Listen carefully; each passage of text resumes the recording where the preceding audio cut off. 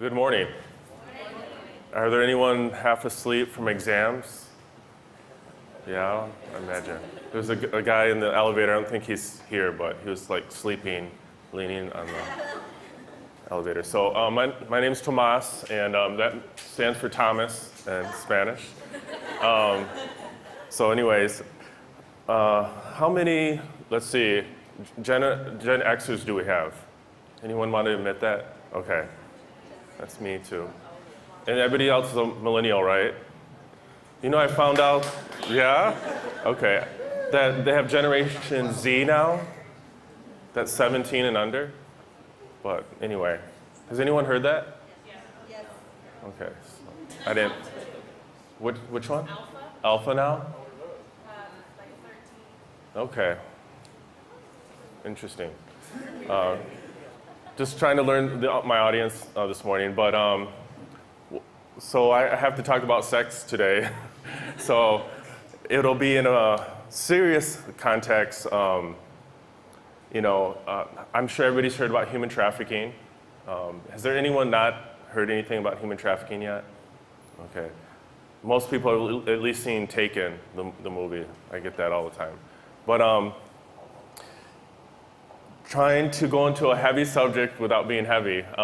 I've been involved for over 10 years with the issue of fighting human trafficking, and I found out on a trip to Washington, D.C., actually. He was the U.S. Senator back then, now the governor of Kansas, Sam Brownback, who introduced me to the issue and really changed my life because I thought modern-day slavery had ended, and to find out that there was people being held in cages in India and sex slaves all over the world and labor slaves in Africa was real, like, incredible revelation. And so I could not shake it. I had been, my undergrad's in psychology, went to UCF for my MSW, but I never had any idea that I was being prepared for what I was about to encounter. And this is so fresh to me. I was telling the guys that this week we've assisted 6 victims here in Orlando, and since April 1st, it's number 14. So this is alive and well. It's happening in our own backyard, we like to say. So I'm just going to run you through what is human trafficking, or what does modern day slavery look like in 2014. Human trafficking, we say it hides behind many masks.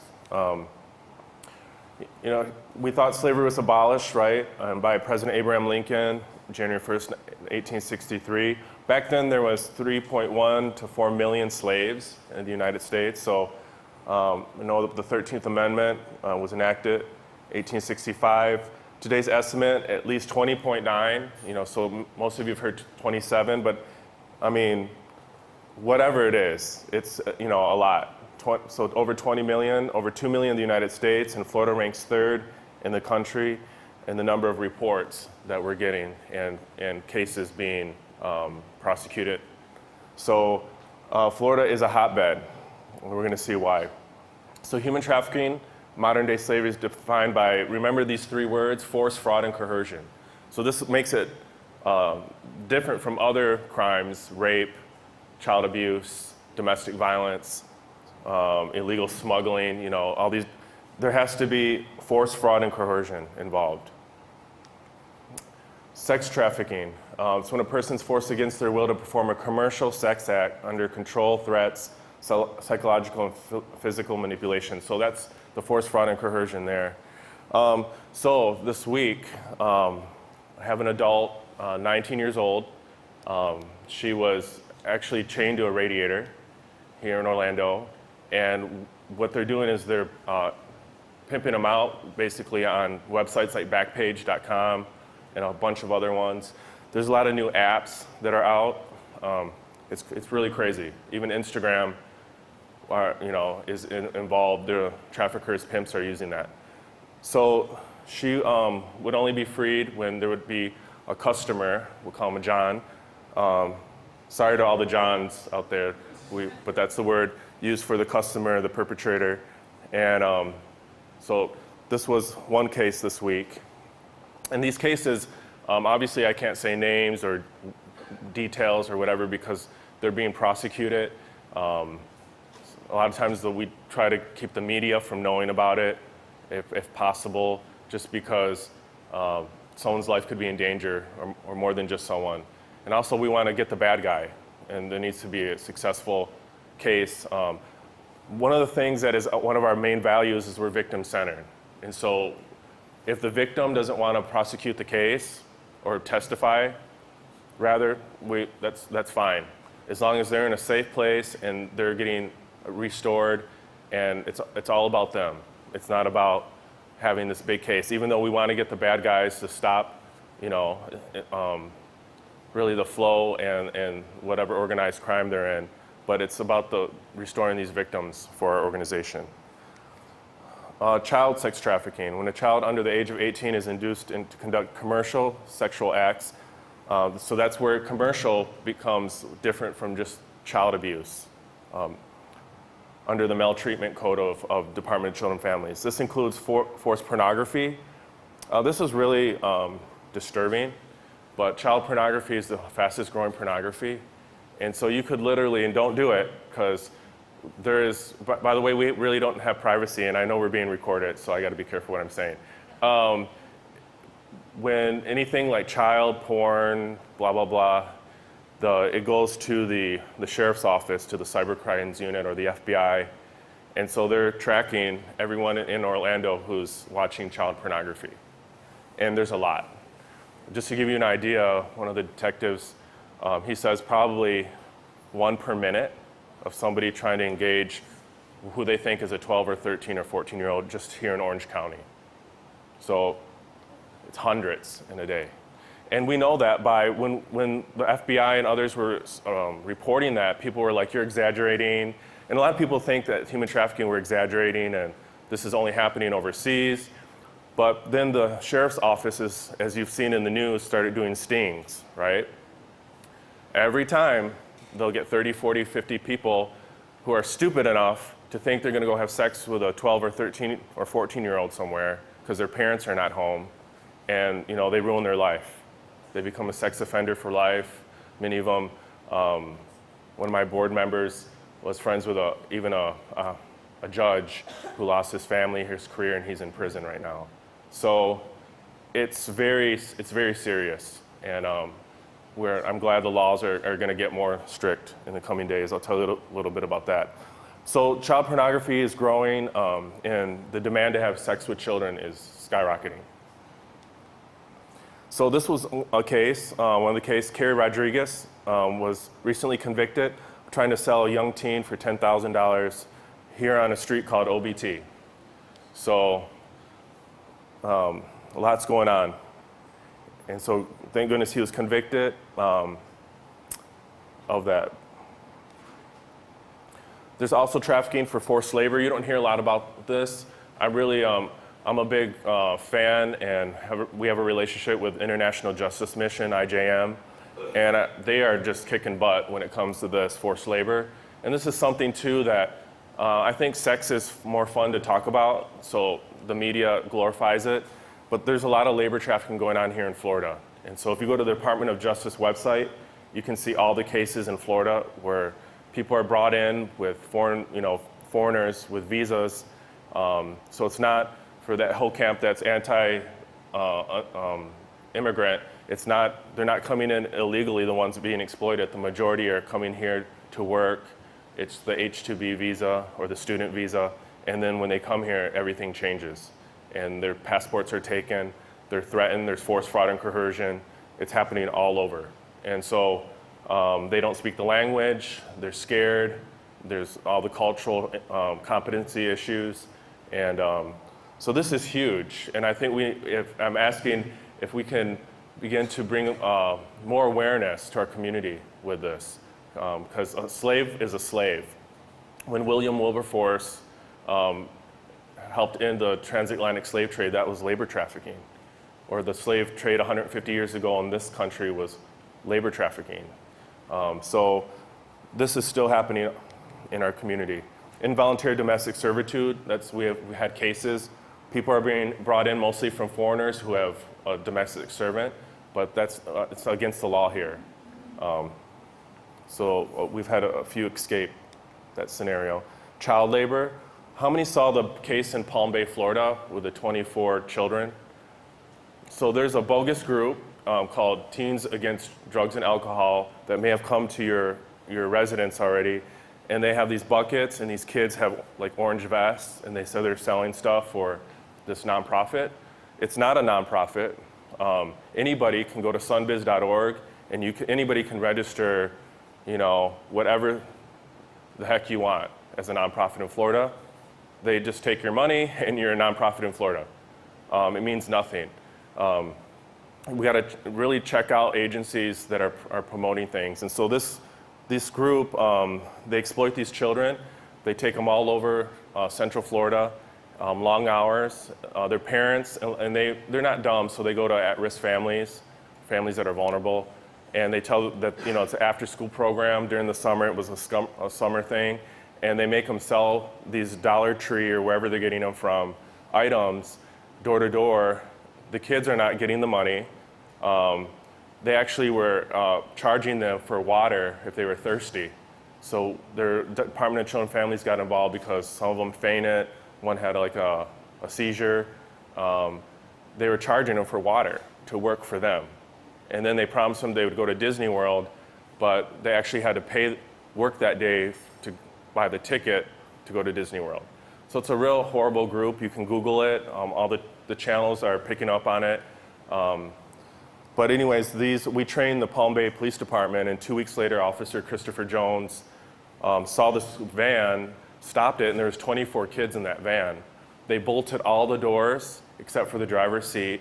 They had to sit on wood planks, and depending how much you sold, you got to sit closer to the front where there's actually seats. If not, you were like in the back. And so there's child labor also occurring here in our community. All these different apps that are coming out because the law enforcement, it's really hard to track. It's really hard to track. So be really aware of that. I know people are meeting and hooking up online and all that, but it's really serious and dangerous with these traffickers are making fake profiles and all that. So websites, I told you about Backpage, and there's like 1,000 other ones. It used to be Craigslist, used to be a big one, but it's kind of hiding in Craigslist now because they got censored in September of 2010. There's a lot of protests at their office in San Francisco. So it's still there though. The labor camps, massage parlors, it's against the law now since October last year for massage parlors to be open from midnight to 6 in the morning in Florida. But there's a lot that are still are, and we're getting reports. A lot of these massage parlors, they're bringing in workers, foreign workers, and they're victims of human trafficking.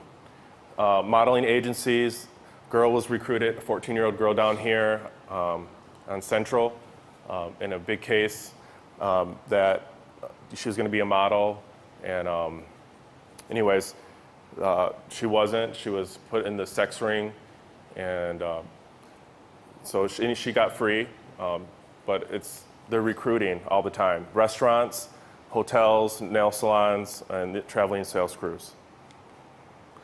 Why does slavery exist? Because there's a demand. People desire cheaply made products and sex. So I won't go into the whole fair trade thing today, but how many have heard of fair trade products? Let's try to support that. Fair trade, direct trade, community trade. We know that a lot of products are being made by children and slaves, especially overseas. And so really look at the supply line. Not for Sale has an app that you can, it's not perfect, but they at least start it where you can check out the products you're buying to see if they're fair trade. That's a big deal because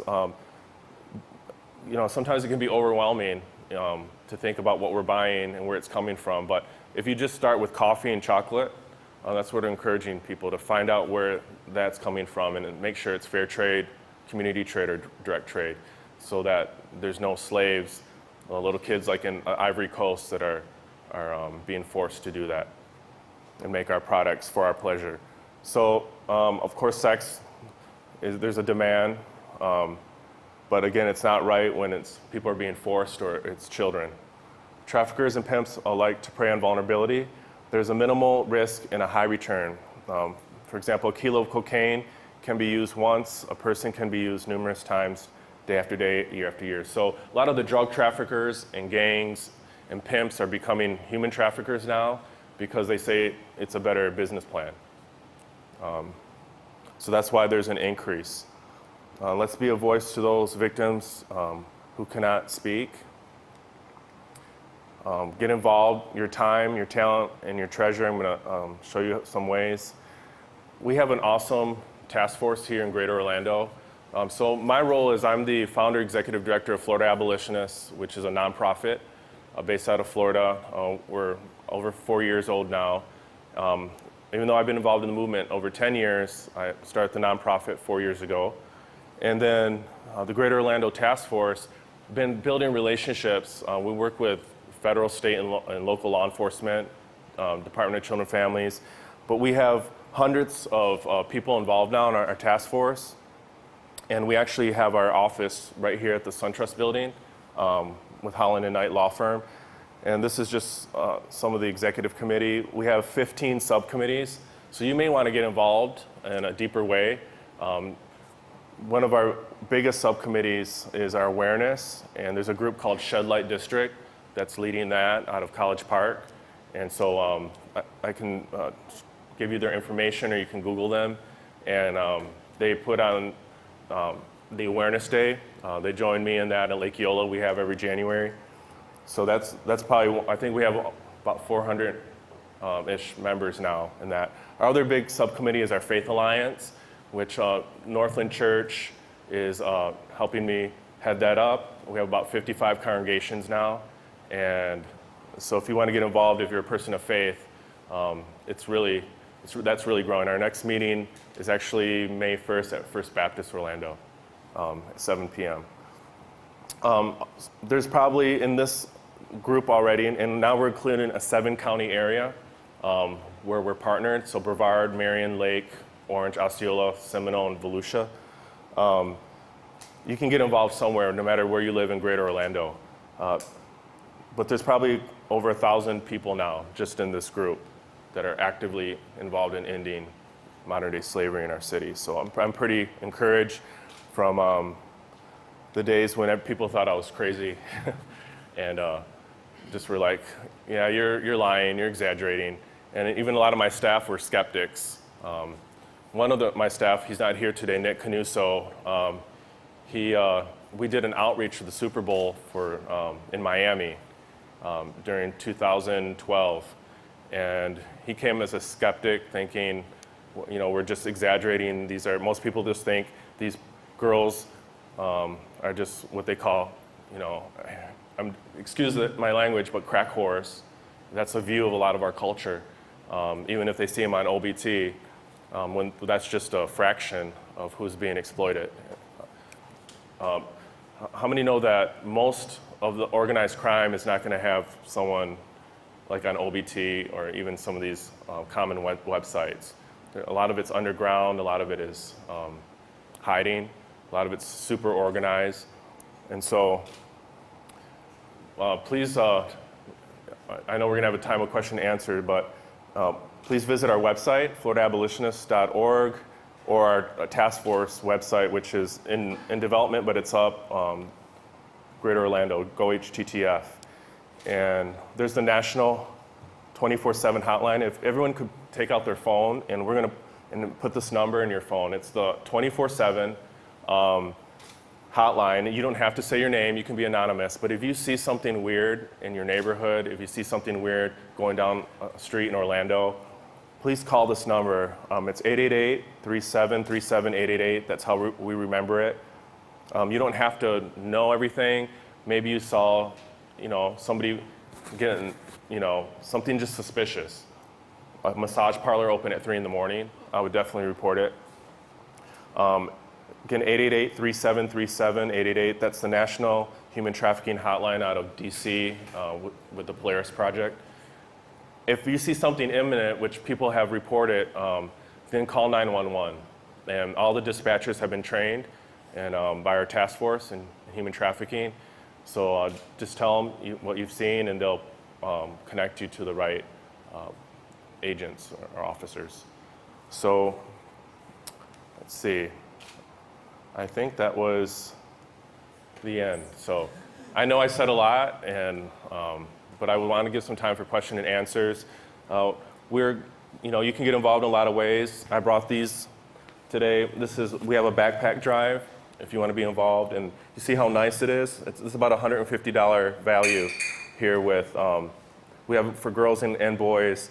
We are rescuing boys now too, and we just had our first transgender victim a couple weeks ago. But this has like all the essential products, if it's a girl, feminine products. And then the FBI has partnered with us, and we're doing their Innocence Lost initiative. We're doing, once they're somewhere safe, we give them this, and this has like a journal, teddy bear, pillow, a bunch of stuff that the backpack does not have, and a couple of things that are the same, but they're gonna need it.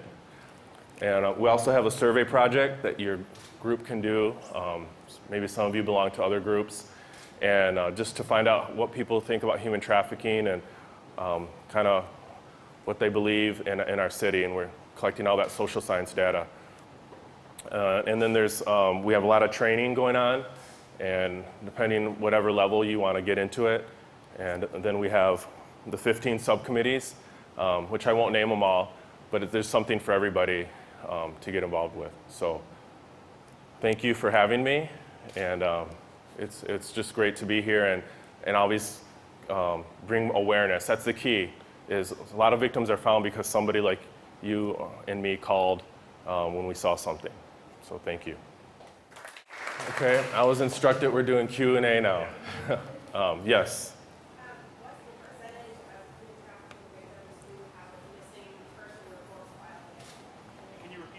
What is the percentage of the victims that have a missing persons report? Well, the National Center for Missing and Exploited Children reports 2,200 reports of missing children daily in America. So most are found. There's a custody battle going on in that family or something crazy. But there's always a percentage. Think about it every day. Even of 100 are not found every day. Where are those children going? Why don't we see them on the news? I hate to say this, but we always just kind of see the pretty one on the news. Again, our media. How about all those other kids? And there's a lot missing here in Florida. Florida had 39,000 runaways just last year. A lot of them were reported missing that have never been found. So the percentage, it's hard to tell because they're crossing state lines and the traffickers are not dumb. So there's an app that one of our task force members is piloting here in Orlando with a genius from Wall Street who does app stuff there in New York. And it'll be able we can put the child or whoever's picture in this app, and it'll find them wherever they are in the world. Because remember, they're being posted somewhere. And so this is something that hopefully they're testing it right now. They can put like the last phone number they had. They can put all this information and it'll find it wherever it's at, which is huge. Because right now they have to, we know they went to Los Angeles. They have to go over there and start looking at all the websites and figure out, are they here? What trafficker or pimp they're with now. So some technology is going to really assist in helping find these. So it's hard to tell. I don't think there might be some data the Department of Children and Families have.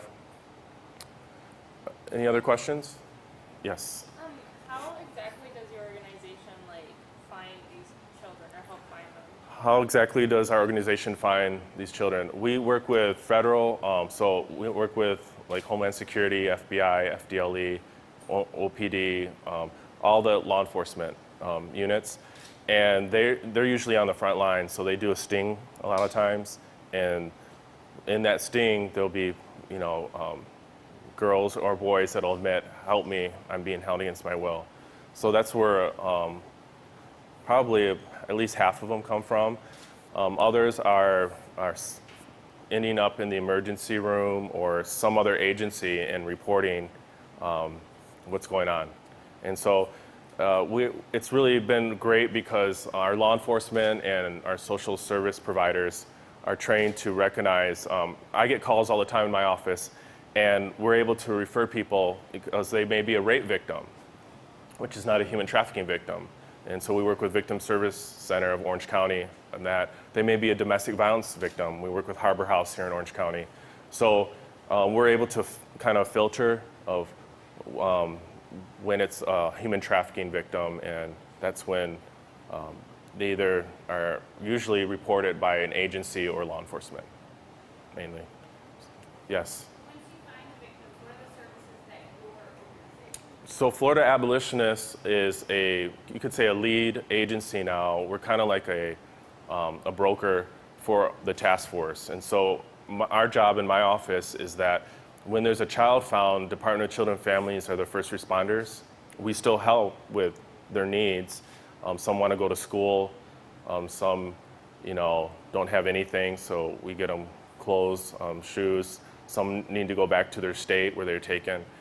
But for adults, our victim advocate, we'll see where they want to, we'll get them safe, but see what they want to do. So again, we're very victim-centered, so every case is unique. And that's the thing that I worked with a lot of agencies over the years. I'm really like 100 years old. I feel it sometimes. But I have just a long history in this field, and so the thing that I love about, and I think it's because it's a new movement, is that everything's customized right now, and even law enforcement is understanding that in our agencies, that it's not just, okay, now everybody's going to go to this shelter, or everyone's going to, it's like there's, depending on the trauma, how long they were being exploited, we really are sensitive to that. So it may be a high level place, but they have to agree. And we're trying to build, Florida Abolitionists is trying to be that cushion, and that's what's awesome. And I have to say this, is that now, after so many years, when they find these victims, they're not taking them to jail. They used to go to jail. Adults and children the children would go to juvenile justice. So you tell me, what is that telling that victim, or what's happening? The trafficker and pimps are never really found.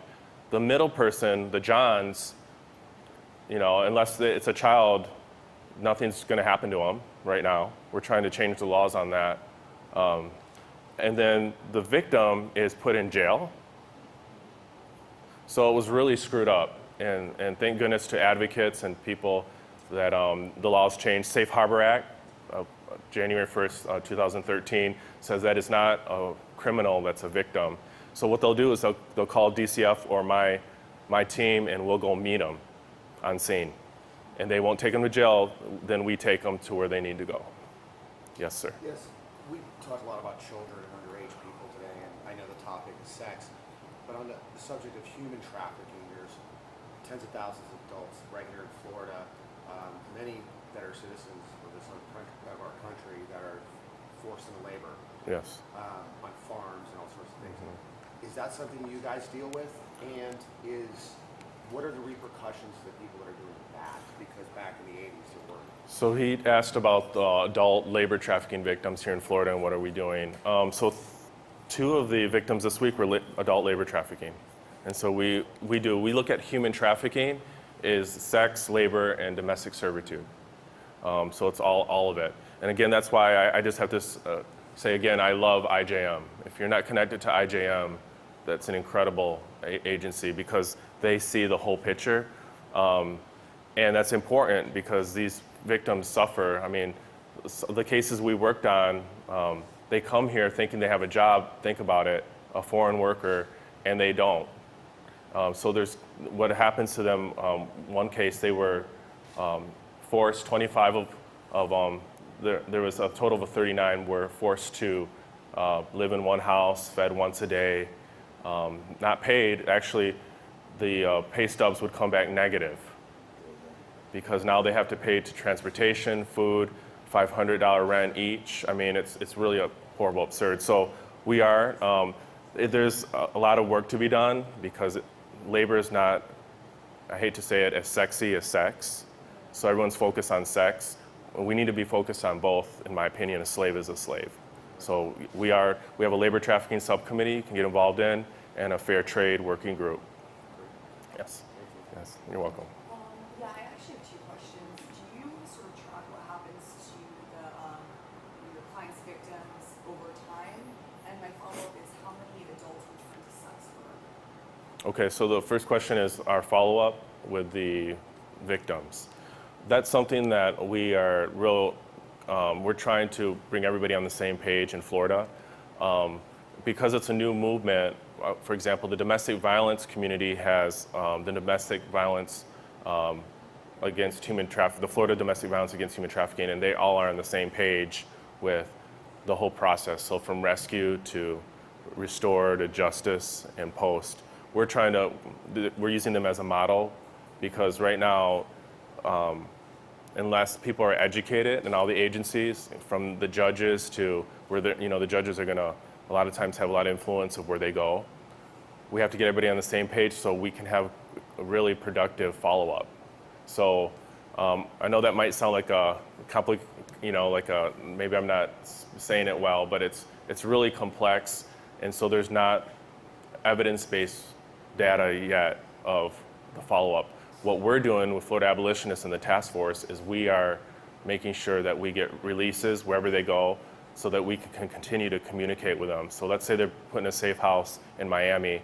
We need to know, okay, how are they doing 6 months from now, a year from now, 2 years? And we're building that protocol here. Unfortunately, across the nation, they're not maybe as progressive as we are. And so they can be lost or somebody doesn't want to cooperate, agencies, and so we're dealing with all that. So I hope that makes sense. That's our value here in Greater Orlando, too. So do you see any of your victims return to sex work? Most of the children do not. That's where I was saying there's that buffers time, those 72 hours. A lot of the children won't stay. They're very brainwashed. So 9 out of 10 of the children rescued will run away again. And in the state of Florida, they can. So the cop cars can't lock the doors. So a lot of them, once they may be transporting them somewhere, they run right there at the light, the red light. And so they're just, it's called Stockholm Syndrome, and that's a psychological term for they actually fall in love with the trafficker, and a lot of them were romanced, and that they would, they're gonna be this and that. And even though it's so dysfunctional and horrible, what happens, they feel like that's their family now. And I know we can't understand that because we can't wrap our mind around being forced, or having sex with 10 different people a day. But they actually, a lot of them come from such horrible homes where they're being molested by a family member that now they think this is almost normal. And so that's our psychological and our victim services is primary right now of what we got a lot of experts involved to say, how can we break immediately in that 72 hours, what needs to happen so that they can know they have dignity and value and they don't need to live like that. So hope I answered? Yes, sir. What does this look like on college campuses at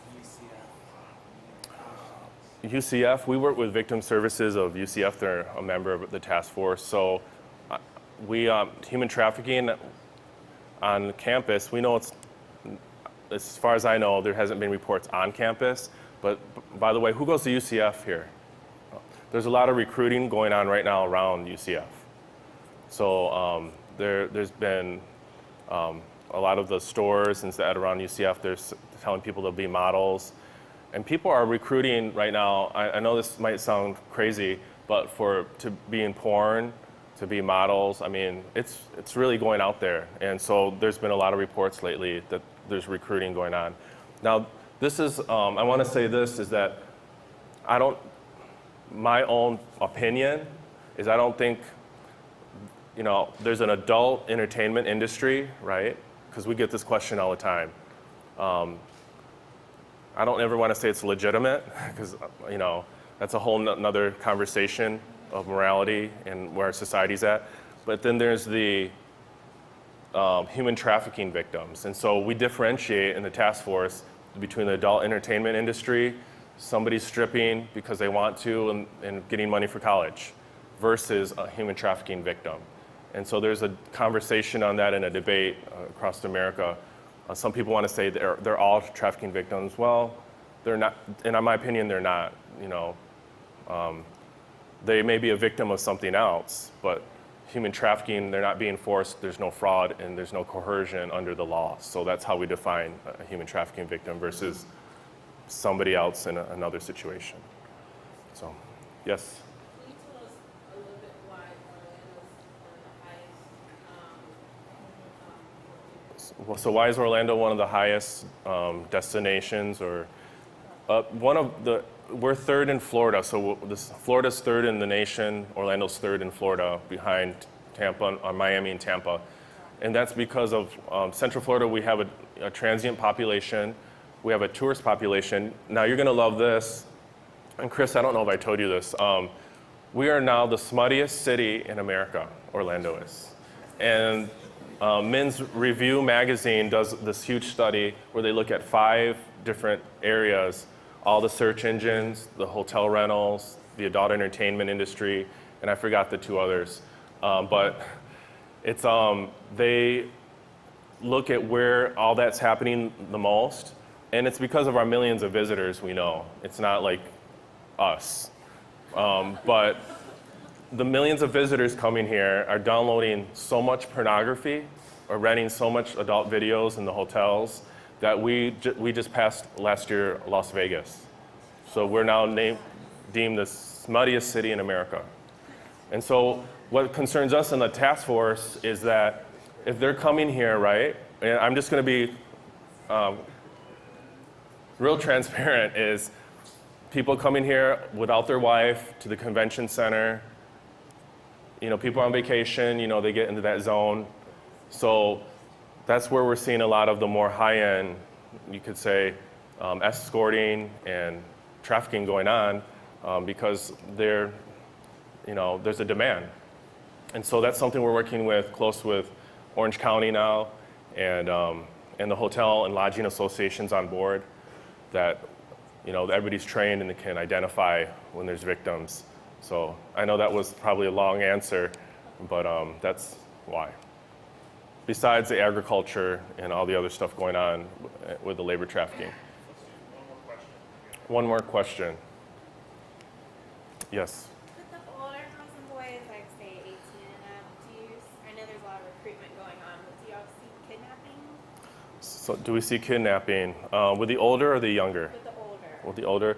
It's very rare. Like everyone knows the Jennifer Kessie story. So we work with the Kessie family, and we've been, looking for Jennifer and helping them. That is rare. That's when somebody's like, okay, so the Kerry Rodriguez case I showed you that they're going to give $10,000 for a girl. That they put a description of what they wanted, and this group would find it. And so it does happen, but I think it's a small percentage of the overall coercion and luring that's happening. Because what's disturbing is I was at a certain college, and I won't name it here, but I was doing a presentation in a class, and there seems to be a real desensitizing in the whole view on sex, right? And so I asked how many would do something if someone approached you, would you do something, being a movie, pictures? In that huge class I was in, do you know 75% of the people raised their hand? And I'm like, okay, I'm quitting. And so there's easy to lure. It's really, I mean, so that it's like the drug trafficking. If you can find vulnerable people and say, we're going to give you $500 a week to recruit, and so that's going on too, the recruiting in the schools, at the malls, where the runaways hang out, wherever that's at. It's going on because people do it. And so they think, again, some think they're going to be a model or becoming this actress or actor, even if it's porn. But they end up in this horrible, horrible situation. And so it's not what it seems to be. And that's the reason I personally have a problem with a lot of the glorifying of sex and glamorizing, because you talk to, the victims and it's not glamorized. I mean, it's not glamorous, rather. I think that was the last one.